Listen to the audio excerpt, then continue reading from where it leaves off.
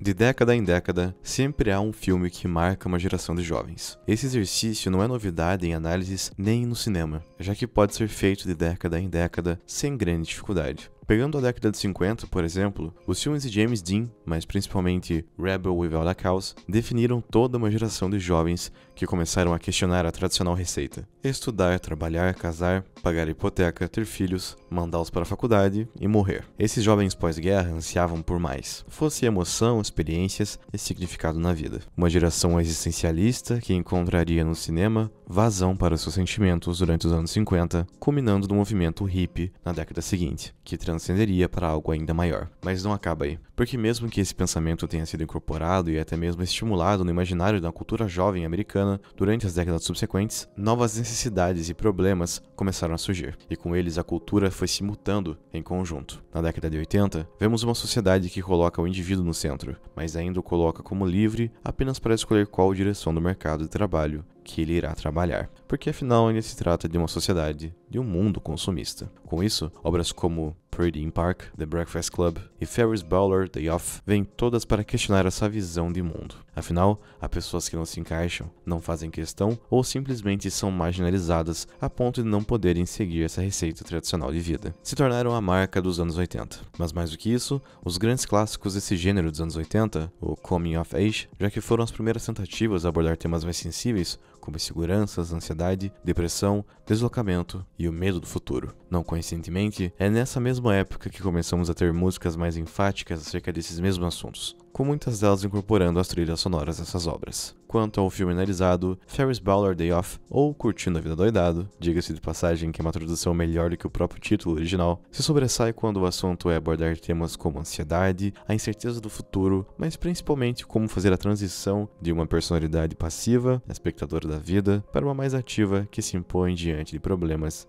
e dificuldades. Ironicamente, o detalhe mais interessante dessa obra é que, embora carregue o nome de seu protagonista a título, Ferris nem é o personagem mais importante da obra, mas sim o seu melhor amigo, Cameron, que terá o foco da seguinte análise. Mas antes de continuarmos, considere curtir e se inscrever no canal. Isso ajuda que o canal continue crescendo e mais vídeos possam ser feitos. E caso você queira contribuir para a discussão, deixe sua opinião e impressão aqui nos comentários. Agora, sem mais delongas, vamos pro vídeo. Curtindo a Vida Doidado parte de uma premissa simples e já bem conhecida, mesmo por aqueles que nunca assistiram à obra. Cansado de sua rotina, se sentindo preso ao sistema educacional e com a perspectiva de que sua juventude e seus melhores dias estão sendo desperdiçados na escola, Ferris Bueller frauda sucessivamente o sistema de faltas do colégio, fingindo estar doente para seus pais, apagando suas faltas e tirando os dias para fazer algo que julga mais proveitoso. Em sua nona falta, contudo, as coisas saem um pouco do controle, e o diretor pessoalmente resolve intervir na situação. Mas sabendo disso, Ferris chama seu melhor amigo, Cameron Fry, esse que está de fato se sentindo doente, e sua namorada, Solange Patterson, para um dia de farra, passeios de Ferrari, restaurantes caros, horas à piscina e conversas muito esclarecedoras, tanto para o presidente, mas principalmente para o futuro desses personagens. Antes de partir para a análise propriamente dita, é necessário apontar alguns detalhes que são imprescindíveis para entender o objetivo da obra. Cameron é retratado como um adolescente rico que possui tudo que o dinheiro poderia comprar, mas carece de atenção e amor de seus pais, algo que ele expressa verbalizando que sua mãe nunca está em casa e que seu pai presta mais atenção no seu carro. Ao mesmo tempo, Cameron, que é um garoto que, apesar de não ser tratado dignamente como deslocado ou popular, parece sentir um mal-estar intrínseco ao ambiente escolar, não se sentindo bem ao redor de outras pessoas, mas sendo possível assumir que possui algum grau de popularidade, afinal, ele é o melhor amigo de Ferris, que é retratado como o aluno mais popular de todo o ensino médio. Isso cria uma dinâmica interessante, porque inconsistentemente já introduz a noção de que, apesar de ser o mais rico e possuir um futuro mais promissor, Cameron é inferior a Ferris dentro do universo da obra. Isso vai se reforçando durante toda a narrativa, já que o personagem é incapaz de se impor a qualquer sugestão de Ferris, como tirar a Ferrari da garagem, sair pela cidade, ou mesmo ligar para a direção e liberar Solange através de uma mentira sórdida. Outros elementos que reforçam essa visão são o fato de que, apesar do carro ser do pai de Cameron, é Ferris que dirige, como se fosse dele,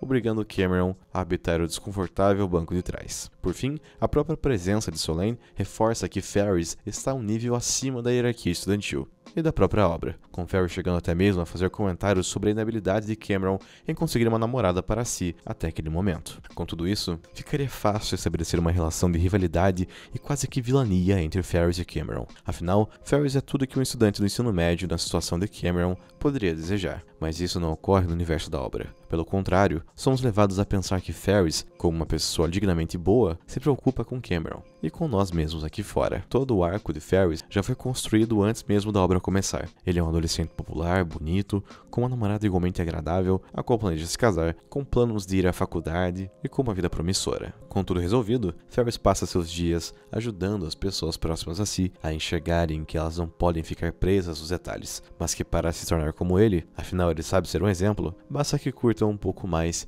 e passem a não se importar tanto. Porque daí, além do bom humor, a confiança virá naturalmente. Cameron é a esposa que absorve todo esse conhecimento durante a obra, servindo como exemplo prático para a audiência aqui fora. Durante o primeiro ato, ele sequer consegue deixar a cama de tanto desânimo que apresentava diante da perspectiva de ter que ir à escola, viver uma vida insatisfatória e continuar nessa rotina de forma indefinida e sem perspectiva alguma de mudança. Esse sentimento é compreensível e flerta com a depressão, já que remédios podem ser vistos aos pés da cama de Cameron, nas cenas em que ele está deitado. Mas superado, uma vez que Ferris impõe sua vontade contra o garoto, que sem forças para recusar, acaba aceitando a sugestão do amigo. A questão da Ferrari é mais importante do que parece, porque mais do que representar alguns milhões de dólares na garagem de casa, também é uma analogia para a própria relação de Cameron com seu pai. O pai é uma coisa distante, que era polida na mente do garoto, mas no fundo rejeitada assim como seu carro. Ele se ressentia do pai passar mais tempo polindo aquele carro do que com ele, ressentia do distanciamento emocional, e mais do que isso, também ressentia o fato de que ele não era capaz de manifestar qualquer insatisfação para com essa situação. Ele tinha medo do pai,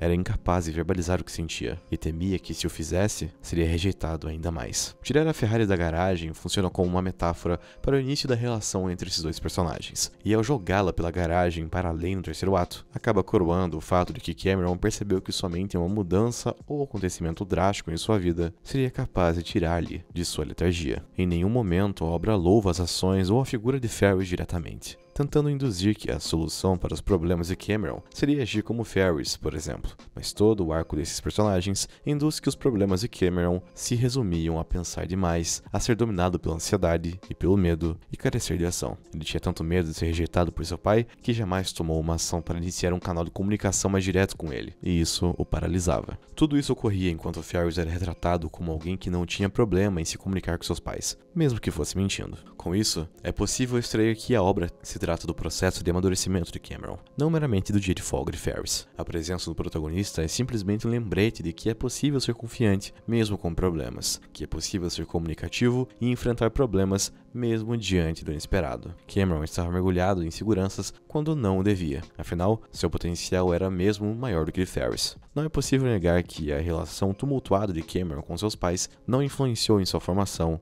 e personalidade, mas a obra mostra que grande parte de seus problemas partiam dele mesmo, e que a solução para eles era simplesmente tomar ação, deixar de ser inerte e inativo diante das adversidades, e agir com a vontade e intenção, se colocando e impondo na vida de uma vez por todas. Porque essa é a atitude esperada de um aluno, que Cameron precisa começar a aprender a ser. Portanto, não seria errado de alguma forma afirmar que Cameron é o verdadeiro personagem principal da obra, porque ele pode não carregar o título, mas carrega a narrativa em suas costas. Essa mesma temática também pode ser percebida em menor escala no arco da irmã de Ferris, que passa a obra se preocupando em desmascarar o irmão, quando na verdade o que realmente lhe trazia satisfação era viver de forma mais despreocupada e feliz. O final aberto para o desfecho de Cameron coroa esse sentido, porque faz com que não importe o que aconteceu entre ele e seu pai, mas coroa o fato de que ele tomou uma atitude e o enfrentou, assumiu a culpa pela destruição do carro, que representava esse afastamento emocional, e expôs o que sentia. Os resultados podem ser variados, mas a inércia foi superada, e no caso de Cameron, esse era seu principal e mais urgente problema.